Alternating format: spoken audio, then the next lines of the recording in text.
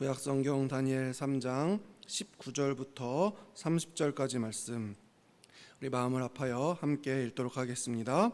느부갓네살이 분하이 가득하여 사드락과 메삭과 아벳느고를 향하여 얼굴빛을 바꾸고 명령하여 이르되 그 풀무불을 뜨겁게 하기를 평소보다 7배나 뜨겁게 하라 하고 군대 중 용사 몇 사람에게 명령하여 사드락과 메삭과 아벳느고를 결박하여 극렬히 타는 풀무불 가운데 던지라 하니라. 그러자 그 사람들이 겉옷과 속옷과 모자와 다른 옷을 입은 채 결박하여 맹렬히 타는 풀무불 가운데 던졌더라. 왕이 명령이 엄하고 풀무불이 심히 뜨거움으로 불꽃이 사드락과 메삭과 아벳느고를 붙든 사람을 태워 죽였고, 이 세 사람 사드락과 메삭과 아벳느고는 결박된 채 맹렬히 타는 풀무불 가운데 떨어졌더라. 그때 느부갓네살 왕이 놀라 급히 일어나서 모사들에게 물어 이르되 우리가 결박하여 불 가운데 던진 자는 세 사람이 아니었느냐 하니, 그들이 왕에게 대답하여 이르되 왕이여 올소이다 하더라. 왕이 또 말하여 이르되 내가 보니 결박되지 아니한 네 사람이 불 가운데로 다니건대 상하지도 아니하였고 그 넷째 모양은 신들의 아들과도 같다 하고, 느부갓네살이 맹렬히 타는 불무불 아기 가까이 가서 불러 이르되 지극히 높으신 하나님의 종 사드락 메삭 아벳느고야 나와서 이리로 오라 하매, 사드락과 메삭과 아벳느고가 불 가운데서 나아온지라.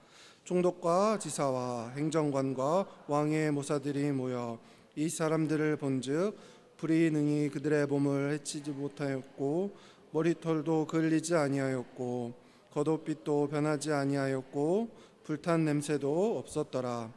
느부갓네살이 말하여 이르되 사드락과 메삭과 아벳느고의 하나님을 찬송할지다.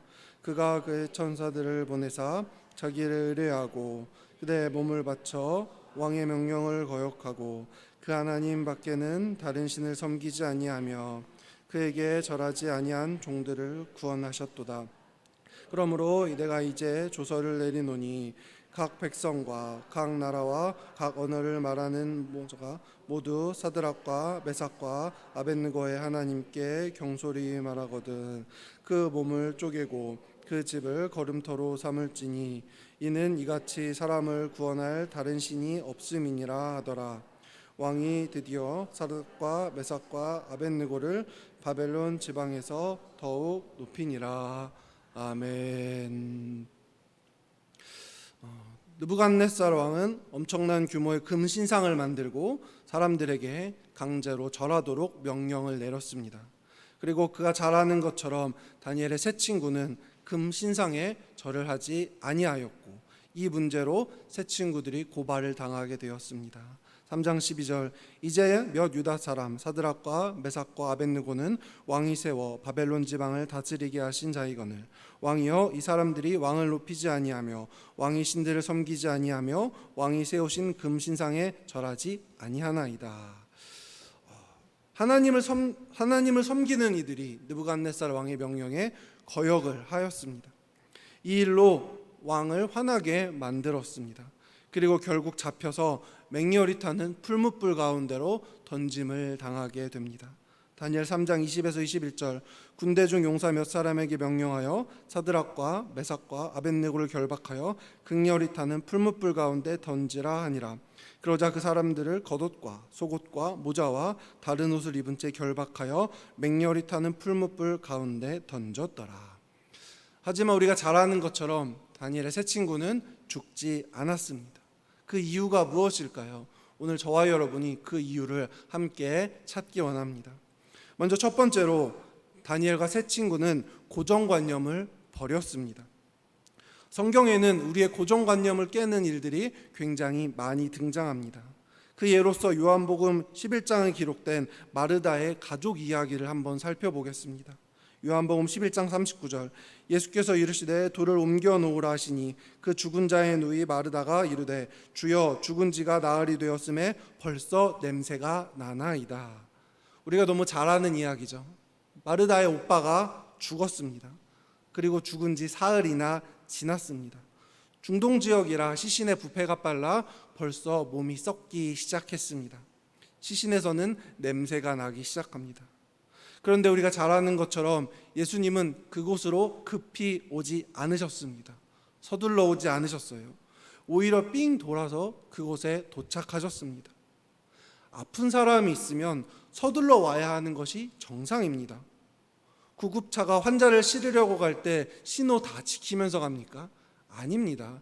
신호도 다 무시하고 차선까지 무시하면서 아픈 사람을 살리기 위해서 구급차는 지나갑니다.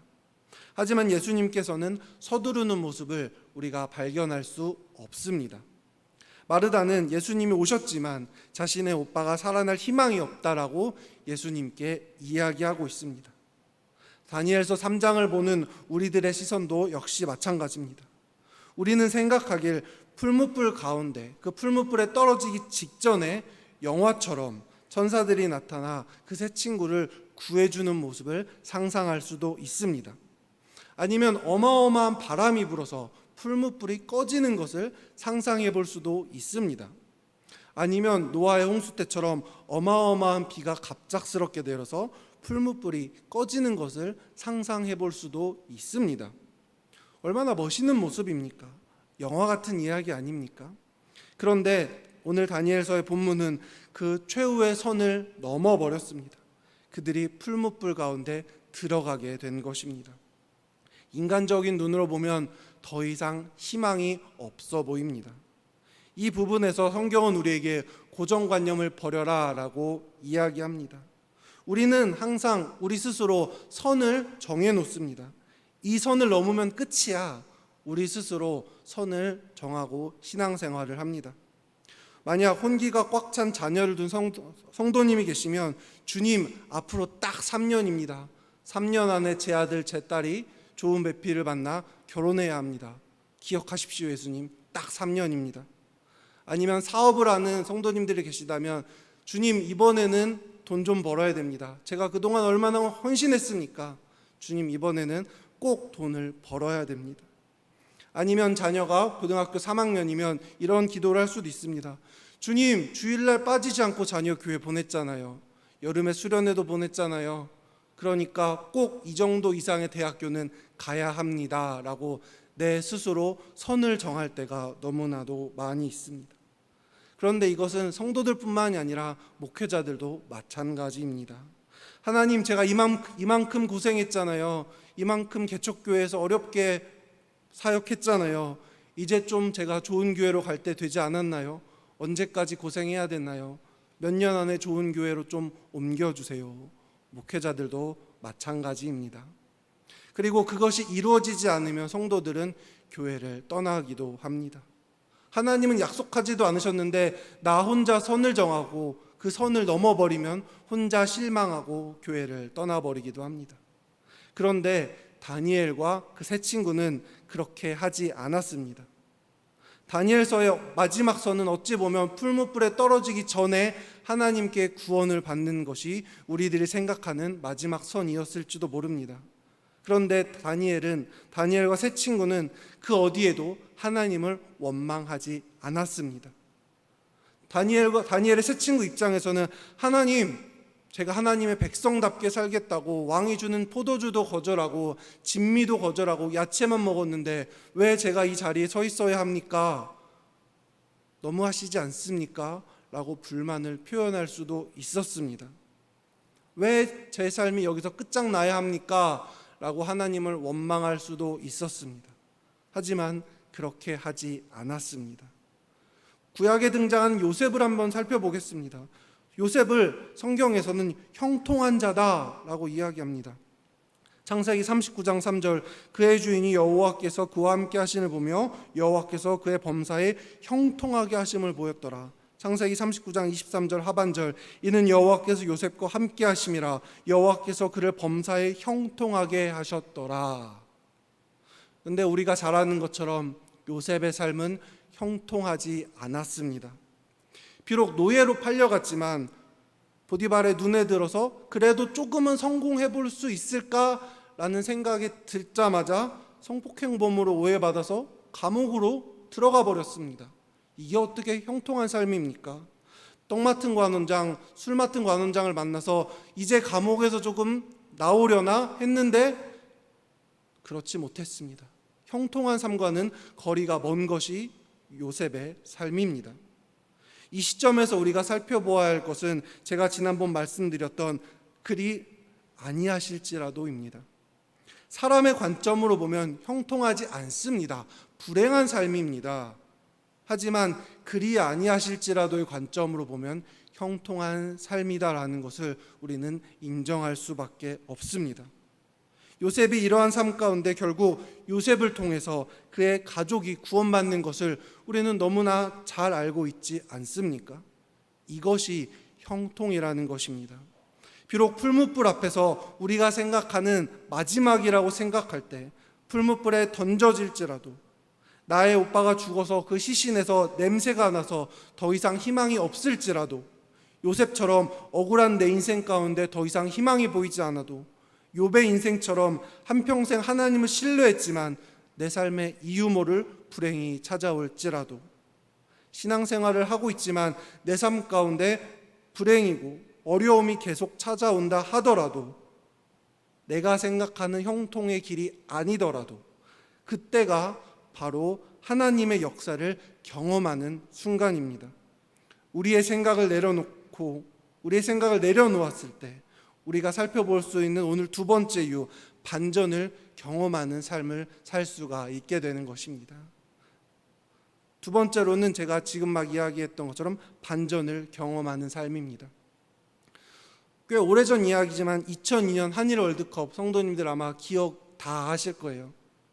그 중에서 최고의 경기를 뽑으라고 하면 저는 단연코 두 번째인 이탈리아전을 이야기하고 싶습니다. 1대0으로 지고 있는 상황이었습니다. 후반 10분밖에 남지 않았습니다. 이제 졌구나, 이탈리아에게 졌구나라는 그 순간 설기현이 동점골을 터뜨립니다. 그리고 잘 아시는 것처럼 연장전을 가죠. 그리고 안정환이 역전골을 터뜨립니다. 그리고 이탈리아전에서 대한민국은 승리하였습니다. 이것이 바로 반전이 주는 감동입니다. 반전이 있는 삶은 하나님을 경험하는 삶입니다. 예전에 모교회에서 제가 신앙생활을 할 때 항상 설교 시간에 감동적인 반전의 예화를 잘 드는 목사님 한 분이 계셨습니다. 그리고 그 이야기는 언제나 모든 성도님들의 가슴을 울렸습니다. 그래서 저는 그 목사님의 설교를 들으면서 그렇게 기도했습니다. 주님, 저도 나중에 목사가 되었을 때 다른 예화 가져다 쓰지 않고 제 삶 가운데 풍성한 예화를 나누기 원합니다 라고 기도를 했습니다. 그래서 그러인지 아직 젊은 나이지만 제 삶 가운데 참 많은 우여곡절이 있었습니다. 오늘 그 스토리, 반전 스토리 중 하나를 말씀드리려고 합니다. 6년 전에 제주도에 사시던 할아버지가 돌아가셨을 때의 일입니다. 친가는 저희 할아버지가 8남매를 두셨습니다. 그런데 저희 가족과 고모님 한 분을 빼고는 다 교회를 다니지 않는 분이셨습니다. 제가 서울에서 할아버지의 부고 소식을 받고 제주도로 향하면서 마음 한구석에 굉장히 어려운 마음이 있었습니다. 할아버지가 돌아가셨는데 분명히 할아버지 영정 앞에서 곡을 하고 절을 할 텐데 나는 어떻게 해야 하는 것인가? 내가 장손인데 나는 어떻게 해야 하는 것인가라는 고민 가운데 굉장히 마음이 어려운 마음으로 제주도로 향했습니다. 왜냐하면 항상 교회를 다니는 저희 가정을 모든 친척들이 눈의 가시처럼 여겼기 때문입니다. 그런데 그러던 중 놀라운 일이 일어났습니다. 친척 중에 가장 어른 되시는 사촌 고모님이 제 앞에 무릎을 꿇으면서 이런 말씀을 하셨습니다. 우리 장손 목사한다고 이야기 들었다. 훌륭한 목사가 되어서 불쌍한 중생들을 극락으로 이끌어다오. 물론 단어의 선택이 조금은 어울리지 않고 불편할 수도 있습니다. 하지만 고모님이 사용하신 불교의 단어의 뜻을 기독교로 바꾸면 이러한 말이 됩니다. 목사한다고 들었다. 불쌍한 영혼들을 천국으로 잘 인도해 주기 바란다. 이 이야기를 듣고 저희 어머니는 뒤에서 우셨습니다. 이것이 놀라운 반전 아닙니까? 저는 예전에 구정 할아버지 댁에 내려가면 제사하기 1시간 전부터 제주 앞바다에서 홀로 외로운 시간을 보냈습니다. 절하지 않겠다고 아버지와 약속된 장소에서 혼자 웅크리고 있었습니다. 그리고 제사가 다 끝나면 아버지가 이제 제사가 다 끝났으니 집으로 가자 하고 제 손을 붙잡고 할아버지 댁으로 저를 끌고 갔습니다. 그리고 할아버지 댁에 가면 장손이 어디서 뭐하고 왔냐고 1시간 동안 실컷 혼났습니다. 제사상에 절하지 않겠다라는 신념 하나로 그렇게 버텼습니다. 이러한 저에게 사촌 고모님의 말씀은 엄청난 반전의 감동으로 저에게 찾아왔습니다. 이번 1월달 할머니가 돌아가셨을 때는 사촌 고모님이 저에게 와서 교회 다니는데 너네 뭐 할 거 있으면 해라 라고 예배를 드릴 수 있게 시간을 할애도 받았습니다. 이렇게 놀라운 반전이 있을 수 있는 이유가 무엇입니까? 다니엘 3장 25절 왕이 또 말하여 이르되 내가 보니 결박되지 아니한 네 사람이 불 가운데로 다니는데 상하지도 아니하였고 그 넷째 모양은 신들의 아들과 같도다 하고, 이 말씀이 답입니다. 3명이 던져졌는데 4명이 보인 것입니다. 분명히 풀무불 속에는 3명만 들어갔습니다. 그런데 느부갓네살의 눈에는 4명이 보였습니다. 느부갓네살 왕은 그 한 명이 하나님이다라고 생각을 한 것입니다. 이것이 바로 임마누엘의 하나님, 우리와 함께 하시는, 우리 뒤편에서 묵묵히 우리를 지켜주시는 하나님 아니겠습니까? 마태복음 1장 23절 그의 이름은 임마누엘이라 하셨으니 이를 번역한즉 하나님이 우리와 함께 계시다 함이라. 우리와 항상 함께 계시는 임마누엘의 하나님입니다. 제사상에 절하지 않으려고 홀로 외롭게 바닷가 앞에 있었던 저는 혼자가 아니었습니다. 임마누엘의 하나님이 저와 함께 계셨던 것입니다. 임마누엘 하나님, 우리가 생각지도 못하는 시간에 생각하지도 않았던 방법으로 우리를 승리로 이끌어 주십니다. 하나님은 항상 우리 생각 그 너머에 계심을 우리는 알아야 합니다. 지금 내 삶 가운데 희망이 없는 것처럼 보이십니까? 과거의 모습을 한번 돌아보시기 바랍니다. 인터넷에서 읽은 짧은 감동 이야기가 하나가 있어서 이걸 말씀드리며 오늘 설교를 마무리하려고 합니다. 한 부부가 있었습니다. 그런데 아내가 앞을 보지 못하는 시각장애인이었습니다. 처음에는 아내가 가는 곳 어디든지 남편이 함께 했습니다. 그러다 어느 날 남편이 아내에게 이제 가까운 슈퍼마켓 정도는 혼자서 다녀오라 하고 아내 혼자 보냈습니다. 아내 입장에선 남편이 야속하기도 했지만 그래도 혼자 다녀올 수밖에 없었습니다. 아내는 어쩔 수 없이 지팡이를 의지해 혼자 슈퍼에 다녀왔습니다. 그리고 무사히 다녀온 것을 남편에게 자랑했습니다. 남편은 잘했다며 아내를 칭찬해 주었습니다. 하지만 아내가 모르는 것이 있었습니다. 아내는 혼자 슈퍼에 다녀온 것으로 생각했지만 실제로는 남편이 뒤따라오면서 아내 앞에 있는 돌뿌리를 치워주기도 했고 자전거를 타고 오는 사람에게 양해를 구해 아내가 사고 나는 것을 막아주기도 했다라는 것입니다. 아내는 나 혼자 했다라고 생각했지만 사실은 남편과 함께 있었던 것입니다. 성도 여러분, 우리의 삶이 이와 같지 않습니까? 우리는 내 삶에 어려움이 왔을 때 불평불만합니다. 하나님이 어디 계시냐고, 하나님이 계시면 나에게 이럴 수 없다라고 원망을 늘어놓습니다. 난 지금 힘들어서 당장이라도 쓰러질 것 같은데 하나님의 손길이 보이지 않아 우리는 불평불만을 늘어놓습니다. 하지만 곰곰이 생각해 보시기 바랍니다. 지금 내가 이 자리에 앉아 있는 것, 그것이 하나님의 은혜인 것입니다. 아내가 남편이 도와준 것도 모르고 내 스스로 슈퍼에 다녀왔다고 생각했던 것처럼 우리도 하나님의 손길을 인지하지 못하고 내가 잘나서 여기에 앉아있다라고 생각할 때가 너무나도 많이 있습니다. 우리의 삶 가운데 하나님이 적극적으로 개입하시고 있다는 것을 우리는 알아야 합니다. 그것이 극적이지 않아서 그저 너무 익숙했기 때문에 우리가 느끼지 못하는 것이지, 하나님은 언제나 우리와 동행하고 계십니다. 이제 설교를 마무리하겠습니다. 하나님은 언제나 우리와 함께 하십니다. 우리의 영적 민감함이 무뎌졌기 때문에 우리가 우리와 동행하는 하나님을 느끼지 못하는 것입니다. 하나님이 도와주시지 않는다면 우리는 예배 마치고 집에 돌아가 침대에 누웠을 때 과연 내일 눈을 뜰 수 있겠습니까? 아니, 집에 가기 그 길조차 안전할 수 있겠습니까? 무사히 집에 도착하지 못할 수도 있습니다. 우리가 지금 이 시간 살아 숨쉬는 것, 이곳에 나와 예배드릴 수 있는 것, 이 모든 것이 다 나와 함께 하시고 내 뒤에서 언제나 나를 지켜주시는 하나님이 계시기 때문입니다. 바라기는 우리 성도님들 삶 가운데 언제나 하나님의 손길을 느끼시기 바랍니다. 그리고 하나님의 손길 가운데 언제나 감사한 삶으로 살길 바랍니다. 그것이 풀무불에서 건짐을 받을 수 있었던 다니엘 세 친구의 비결입니다. 그리고 우리 모두 다니엘과 그의 세 친구들 같은 믿음을 가지고 신앙생활하기 바랍니다. 그것이 주님이 우리에게 원하시는 모습일 것입니다. 아멘.